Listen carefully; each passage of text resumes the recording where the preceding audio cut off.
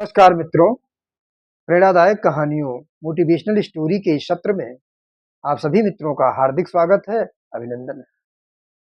मित्रों, लालच भयावह स्थिति को जन्म देती है। हमें बहुत अधिक लालच करने की आवश्यकता अपने मन में नहीं लानी चाहिए। हमने अगर अगर हमारे पास धन है, तो उस धन का हमें समुचित सदुपयोग करना चाहिए। धन का अगर अधिक धन है, तो उसका मान लीजिए आपके पास अधिक धन आ गया, तो उसका दुरुपयोग नहीं करना चाहिए। धन को हमेशा अच्छे कार्यों में लगाना चाहिए और अगर हो सके आपके पास अधिक धन हो, तो हो सके आप समाज के लिए भी कुछ कार्य करें। ऐसा नहीं है उस धन को आप रख लें, समाज के लिए भी अच्छा कार्य करें। समाज में जो कमज़ोर वर्ग है, उस धन से उसकी मदद किया जाए। तो आज की जो कहानी है, इसी पर आधारित है। आज की जो कहानी है, उसे मैंने दूरदर्शन से लिया है। एक गाँव में एक गरीब ब्राह्मण रहते थे। एक गाँव में एक गरीब ब्राह्मण रहते थे। उनका कार्य था कि लोगों के यहाँ जो है पूजा-पाठ करते थे और उस पूजा-पाठ से जो पैसे मिलते थे, उस वही उनके जीविकोपार्जन का साधन था। किसी के यहाँ सत्यनारायण की कथा कह दिए, किसी के यहाँ कुछ पूजा कर दिए, तो लोग उनको जो है कुछ न कुछ पैसे दे दिया करते थे। तो उससे अपनी जीविकापार्जन किया करते थे। लेकिन बड़े ईमानदार थे, हमेशा जो है समाज के लिए कुछ न कुछ किया करते थे। उनके अंदर सामाजिक भावना थी कि हम समाज के लिए, गाँव के लिए कुछ करें। इसलिए वो कम पैसा भी रहता था, तो उनके अंदर दान करने की भावना रहती थी कि कुछ न कुछ हम ऐसा कार्य करें, लोगों का जिससे लोगों का भला हो जाए। गाँव के लोग उन्हें देवता के समान मानते थे और गाँव के सभी लोग उनका आशीर्वाद लिया करते थे। उनको इतना मानते थे कि गाँव के लोग उनका आशीर्वाद लेते थे। लोग उन्हें शास्त्री, शास्त्री जी कहा करते थे। शास्त्री काका, बच्चों के बीच में तो शास्त्री काका के नाम से मशहूर थे। उसी गाँव में एक जो है जमींदार रहता था। तो जमींदार भी उसका जमींदार भी जो था, वो पंडित जी की बड़ी इज़्ज़त करता था, शास्त्री जी की। लेकिन जमींदार था बड़ा लालची, पूरे गाँव को परेशान करके रखा था। गाँव के जितने लोग थे, सबका पैसा हड़प लेता था और शास्त्री जी को लगता था कि ये जमींदार मेरा बड़ा सम्मान करता है। ये उनके अंदर शास्त्री जी के अंदर जो पंडित जी थे, उनके अंदर ये भावना थी और जमींदार जो है इतना कंजूस था कि अगर किसी का 25 पैसा भी नहीं छोड़ता था। अगर 25 पैसा बच भी जाता था, 25 पैसा अधिक हो जाता था, वो 25 पैसा भी लेके ही मानता था, इतना कंजूस था वो। हिसाब में 25 पैसे की भी गड़बड़ी हो गई, तो किसी गरीब से वो पैसा ले ही लेता था। पंडित जी रोज़ की तरह अपना कथा कहते, लोगों के घर जाते, ये उनकी दिनचर्या थी। पंडित जी के बगल में एक लड़की थी, वो पंडित जी के यहाँ आती-जाती थी, पंडित जी का बड़ा सम्मान करती थी और पंडित जी के लिए कभी-कभी भोजन भी लाती थी। कहती थी, "शास्त्री काका मैं आपके लिए भोजन लाई हूँ।" तो कहते कहते थे, "बिटिया परेशान ना हो, मैं बना लूँगा।" एक दिन आती है वो, कहती है, "शास्त्री काका, आज मैं आई हूँ आपसे कहने कि कल आप भोजन नहीं बनाएँगे, कल से आप भोजन नहीं बनाएँगे। आप क्यों परेशान हुआ करते हैं? आप अकेले रहते, मेरे घर आकर खा लिया कीजिए।" कहते, "अरे नहीं बेटा, मैं बना लेता हूँ, कोई समस्या नहीं।" कहती है, "कल काका मेरे यहाँ खाना है आपको, कल से।" शास्त्री काका कहते हैं कि बिटिया, कल मुझे जो है पड़ोस के गाँव में एक ज़मींदार हैं, उनके घर जाना है खाने, इसलिए कल तो नहीं आ पाऊँगा, कल कल तो बड़ा मुश्किल है आना। तो बिटिया कहती है, "ठीक है काका, कोई बात नहीं, आप हो आइए।" कहते हैं कि बड़े प्रेम से उसने बुलाया है, ब्राह्मण भोज है, तो मना भी नहीं कर सकता, इसलिए जाना तो पड़ेगा ही। तो बिटिया मैं आऊँगा तब खा लूँगा, परसों को दूसरे दिन खा लूँगा, अगले दिन खा लूँगा, लेकिन कल जाना बहुत ज़रूरी है। उन्होंने बड़े प्रेम से बुलाया है तो जाना है। तो ब्राह्मण भोज था, तो चल देते हैं दूसरे गाँव के लिए। तो गाँव में वो जमींदार मिलता, कहता है, "अरे शास्त्री काका प्रणाम, मुझे कुछ आशीर्वाद दे दीजिए। आप बहुत अच्छे इंसान हैं।" काका, "कहाँ जा रहे हैं काका?" तो वो कहते हैं कि मैं पड़ोस के जमींदार हैं, उनके यहाँ ब्राह्मण भोज है, जा रहा हूँ। इतना कह कर के शास्त्री काका चल देते हैं। कहता है वो अपने मन में, ये भी चाटुकार है एकदम, जहाँ देखा भोजन वहीं चल दिया। तो पंडित जी वहाँ से शास्त्री जी वहाँ से चल देते हैं। पंडित जी का नाम था हरिदत्त। पंडित जी वहाँ से चलने लगते हैं, तो रास्ते में एक खंडहर पड़ता है, मकान टूटा-फूटा मकान था, झाड़ी टाइप था, टूटा-फूटा मकान था। पंडित जी कुछ देर वहाँ बैठ जाते हैं। तो पंडित जी जब वहाँ कुछ देर बैठते हैं, तो वहाँ एक प्रेत की आवाज़ आती है। एक प्रेत वहाँ से गुप्त रूप में देखता है पंडित जी को। तो उसके हाथ में जो है एक सोने का घड़ा रहता है, और उस घड़े में सोने की एक घड़ा रहता है, उसमें सोने के सिक्के रहते थे, सोने के सिक्के थे।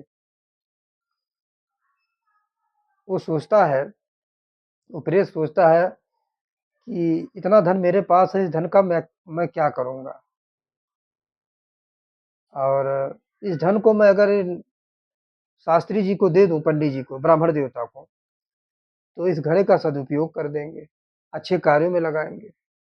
तो अपने जीवन में जब तक ज़िंदा था तब तक कुछ अच्छा कार्य किया नहीं, तो कम से कम इस जीवन में कुछ अच्छा कार्य कर लूँ।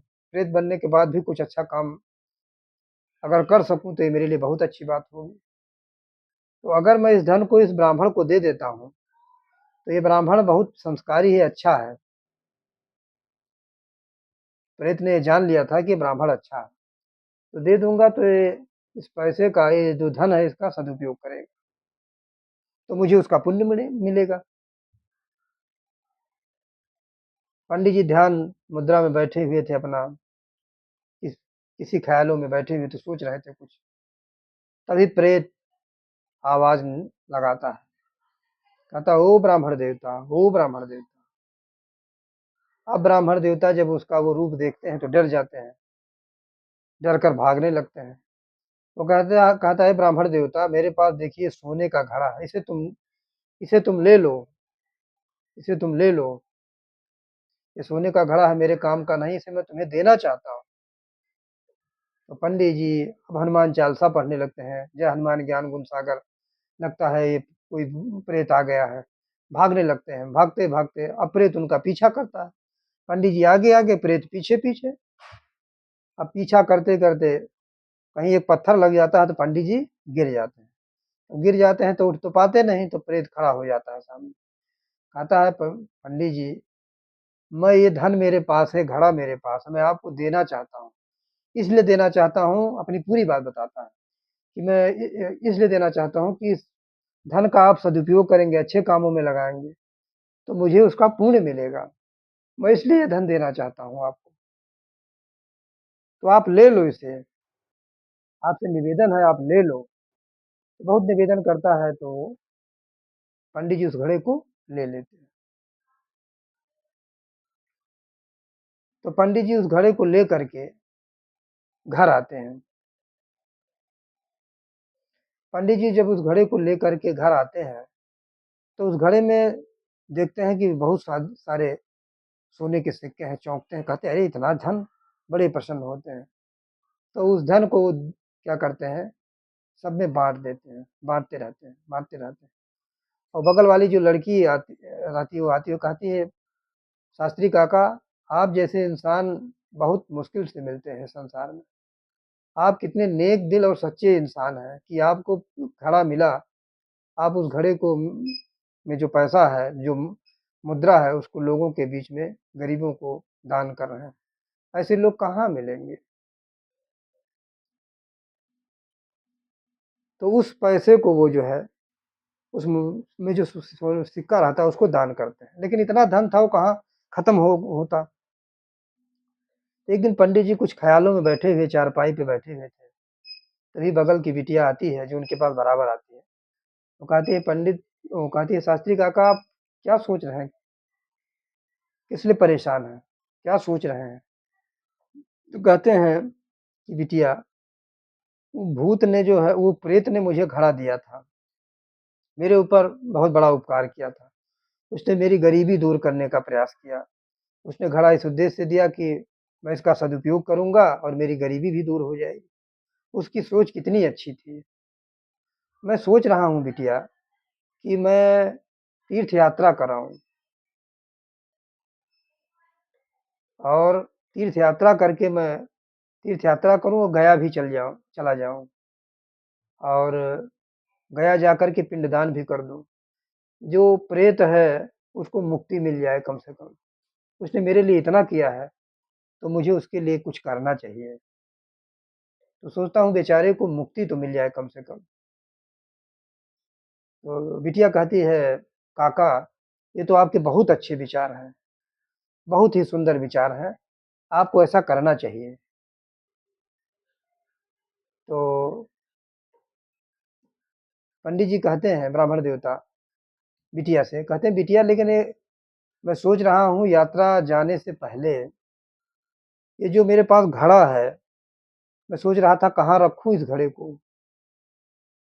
ये बड़ी समस्या थी। अगर मैं नहीं रहूँगा तो घड़ा कोई उठा ले जाएगा। तो किस जगह कौन-सी जगह सेफ हो जहाँ रख दूँ?" तो मेरे मन में एक विचार ये आ रहा है कि मैं ये घड़ा उस ज़मींदार को दे दूँ जो गाँव का है।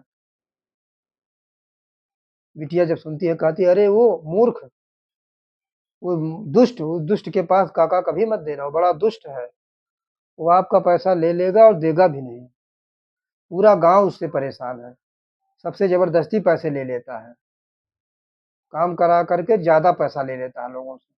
पूरा गाँव तो उससे परेशान है। आप उसे भूल कर भी मत देना।"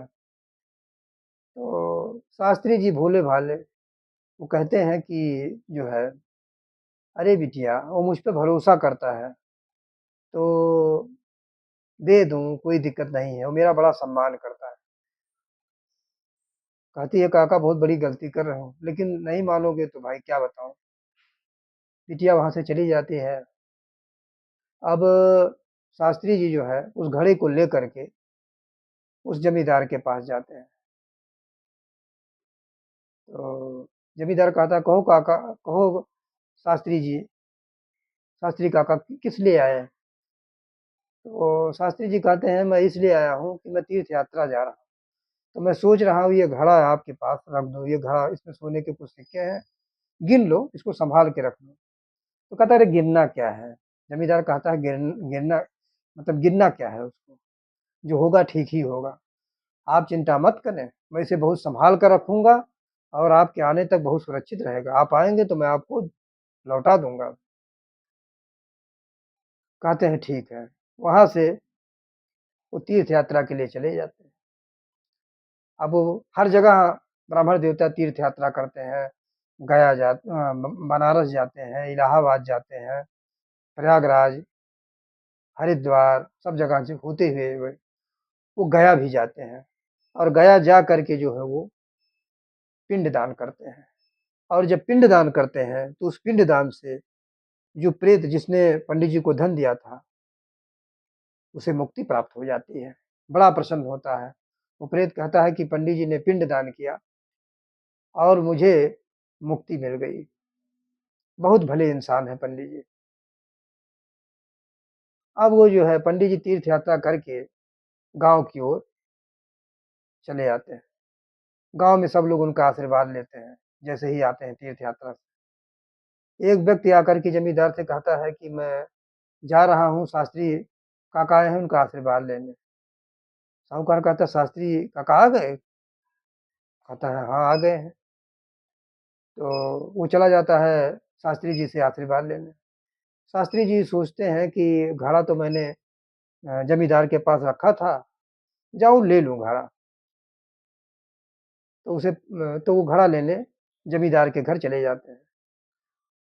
जमींदार को पता ही चल गया था कि शास्त्री जी आने वाले हैं घड़ा लेने। तो जैसे ही बाहर शास्त्री जी को देखता है, कुछ अपने जो है बही खाते में कुछ लिखने लगता है, बहाना करने लगता है कुछ लिखने का। शास्त्री जी उसके पास बैठते हैं, कहते हैं, "ओ जमींदार, देखो मैं आ गया हूँ, मेरा घड़ा लाओ दे दो।" बहुत कहते हैं तो कहते, "अरे सुन रहे हो कि नहीं?" 2-3 बार बुलाते हैं, लेकिन वो सुनता नहीं। फिर बुलाते हैं, कहते हैं, "मेरा घड़ा लाओ, जो मैंने तुम्हें दिया था।" तो कहता है, "कैसा घड़ा? कोई घड़ा तो मेरे पास नहीं है।" वो पहचानने से इनकार कर देता है और अपने 2-3 आदमियों से कहता है, "इस व्यक्ति को यहाँ से बाहर कर दो, खदेड़ दो, बाहर कर दो।" और तो खदेड़ने के पहले ही जो है वो ब्राह्मण देवता वहाँ से चले जाते हैं और जाते हैं, घर चारपाई पे बैठे हैं, तभी बगल की बिटिया आती है, कहती है, "शास्त्री काका आप क्यों परेशान हैं?" कहते हैं, "बिटिया तुमने ठीक कहा था और मैंने तुम्हारी बात नहीं मानी। मैं वो घड़ा जमींदार को दे आया था, जमींदार अब पहचानने से इनकार कर रहा है।" तो बिटिया कहती, "मैंने कहा था ना, तो आप माने नहीं। लेकिन आप परेशान ना हो, उसका दंड भगवान उन्हें देगा। आप कुछ मत कीजिए, उसका दंड उन्हें खुद मिल जाएगा।" अब वो प्रेत जो है, वो बात सुन लेता है, सारी बात, कि पंडित जी के पास क्या-क्या समस्या है। पंडित जी बाहर निकलते हैं तो प्रेत प्रकट होता है। प्रेत कहता है, "ओ ब्राह्मण देवता, ओ ब्राह्मण देवता!" तो चौंकते हैं। वो कहते हैं, "आप परेशान मत होइए, घबराइए नहीं। आपने जो पिंडदान किया था, उससे मैं प्रेत से मुक्त हो गया और आपने बहुत अच्छा कार्य किया।" पंडित जी मुस्कुराते हैं। प्रेत कहता है कि मैंने आपकी सारी बात जान ली है, सुन ली है। आपका घड़ा जमींदार ने चोरी कर लिया है, वो देना नहीं चाहता। तो आप ऐसा कीजिए, आप उसी रास्ते जहाँ आपको वो सोने का घड़ा मिला था एक बार, वहीं आप फिर जाइए, वहाँ आपको फिर घड़ा मिलेगा। उस घड़े में मुद्राएँ रहेंगी सोने की। आप उसे ले करके जमींदार के पास जाइएगा। अब पंडित जी को वहाँ जाते हैं, तो एक बार एक घड़ा फिर उन्हें मिल जाता है, फिर दोबारा उन्हें घड़ा मिल जाता है। उस घड़े को लेकर के वो जमींदार के घर से गुज़रते हैं। किसी ने सूचना दी कि जमींदार को किसी ने सूचना दी कि शास्त्री काका को एक घड़ा और मिला है। जमींदार तो लालची था ही, वो जाता है शास्त्री काका को अब चापलूसी करने लगता है। कहता है, "अरे शास्त्री काका कहीं मत जाइए, आइए मेरे यहाँ, आज तो आपको मेरे यहाँ रुकना पड़ेगा, मेरे यहाँ भोजन करना पड़ेगा।" बहुत विनती करता है। तो शास्त्री काका को प्रेत की बात याद आती है, तो उसके घर चले जाते हैं। वो ज़मींदार कहता है कि काका, आपको मैं आपका पुराना वाला घड़ा भी दे दूँगा। मैंने इसलिए कहा था कि कि मैं आपको नहीं पहचानता, आपका घड़ा नहीं दूँगा, कि नहीं पहचाना तो आपको दूसरा घड़ा मिल गया। तो ये दूसरा घड़ा मिलता कैसे? अब वो चापलूसी कर रहा है। घड़ा लेकर के जो है पंडित जी उस ज़मींदार के घर चले गए। रात को खा पी कर के सोए पंडित जी और घड़ा वहीं बगल में रख दिए। जब पंडित जी रात को सो गए, ज़मींदार लालची था ही, वो क्या किया, रात को आया उस घड़े को उठा लिया, जो घड़ा पंडित जी का था, जो नया वाला घड़ा था। उस घड़े को उठा लिया और सोचा, अरे अब तो बहुत मज़ा होगा, माला-माल हो जाऊँगा। बस क्या था, घड़ा लेकर जैसे बाहर गया, प्रेत प्रकट हो गया और प्रेत उसको डरवाने लगा, खूब पीटा प्रेत उसको। अब जो भी आए, डंडे लेके पीट रहा था। जो भी आए शास्त्री को उनको जमींदार को बचाने, उनको भी पीटने लगता। अब सब पिटा गए उस प्रेत के डंडे से। प्रेत ने खूब परेशान किया।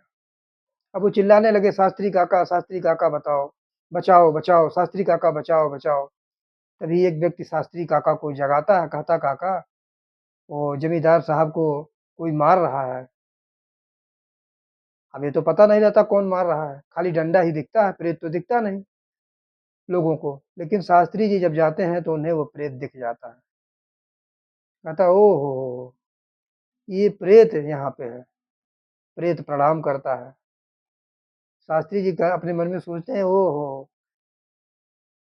इस जमींदार ने मुझे परेशान किया है तो ये प्रेत जो है इसका बदला ले रहा है।" शास्त्री जी जमींदार के पास जाते हैं। जमींदार रोने लगता है, गिड़गिड़ाने लगता है, कहता है कि मैंने बहुत बड़ी गलती की है, उसकी सज़ा हमें मिल रही है। मैं आपको अपना पूरा धन दे दूँगा और आपका जो घड़ा है वो भी दे दूँगा, लेकिन मुझे इससे मुक्ति मिल जाए। पंडित जी प्रेत से कहते हैं कि भाई मत मारो, मन ही मन कहते हैं। प्रेत मारना बंद कर देता है और जमींदार को अपनी गलती का एहसास होता है। पंडित जी कहते हैं मुझे आपका धन नहीं चाहिए, मेरा जो धन था बस वही दे दो मुझे। वह जमींदार पुराना घड़ा भी और नया घड़ा भी जो है पंडित जी को दे देता है। तो ये कहानी हमें बताती है कि लालच से हमारा ही नुकसान होता है। लालच किया उसने, उसके मन में जो है छल कपट की भावना थी उस जमींदार के मन में, तो उस जमींदार को प्रेत ने दंड दिया और पंडित जी ने उस प्रेत का उद्धार किया, सहायता की। तो ये कहानी और उनकी ईमानदारी, पंडित जी की ईमानदारी का उन्हें फल प्राप्त हुआ। पंडित जी ईमानदार थे और अच्छे से अपने कर्तव्य करते थे, इसलिए उन्हें उसका अच्छा फल भी मिला। तो मित्रों, ये कहानी कैसी लगी? आप ज़रूर बताइएगा। आप सभी मित्रों का बहुत-बहुत धन्यवाद इस कहानी को सुनने के लिए, अपना समय देने के लिए। जय श्री कृष्णा, जय श्री कृष्णा, जय श्री